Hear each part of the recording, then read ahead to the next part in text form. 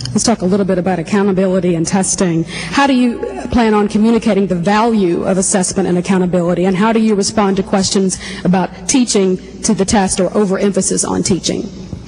I think that sometimes when we talk about overemphasizing testing and teaching to the test, that a lot of it is miscommunication.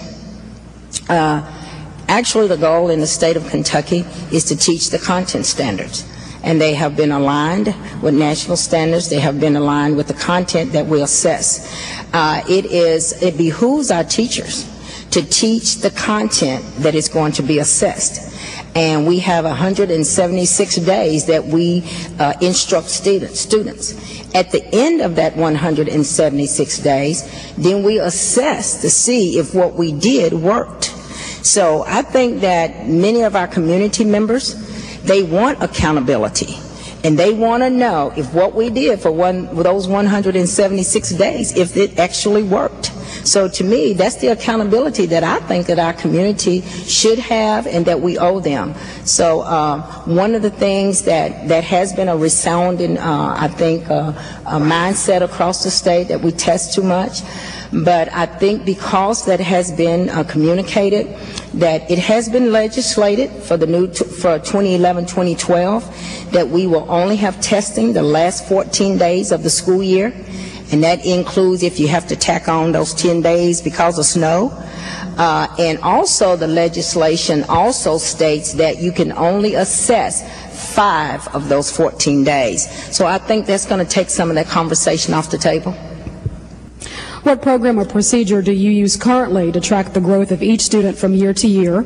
And what are the pros and cons of the system that you use? And how is that data clearly communicated to the parents and each student?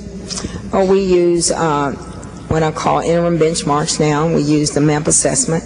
We also have what we call formative assessments that we do across the district. There are common assessments based on the content that's been taught at that particular time. Then they do a common assessment. So those are two things that we use to track progress over time. And so far, those two data pieces have worked for us. We have other data systems that we use in our school based on some of the grants that the schools may have in their schools. Some of the grants they have, like DIBBLES. Some of the grants say we have to do DIBBLES assessment. Some of the grants might say we have to do a different kind of assessment, DRA, because they have a different kind of grant. But we use those data pieces to look at the progress of our students. And then we have those conversations. If the students are not there yet, then what are the formative assessments that we use in order to track that progress on a more frequent basis? And then we do what we need to do. The interventions are provide enrichment so we can get them where they need to go. As a superintendent, how will you get to know the schools here in Fayette County, and what factors will help inform your judgments about the quality of individual schools in Fayette County? I have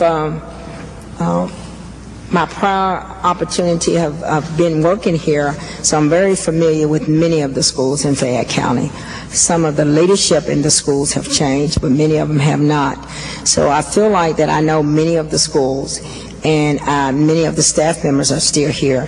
But I would want to do a lot of observations. I would want to do a lot of walkthroughs, have a lot of conversations with teachers. I would want to be in those schools on a regular basis, be very, very visible the first year and beyond. But initially, those first few months, I would want to be in every school.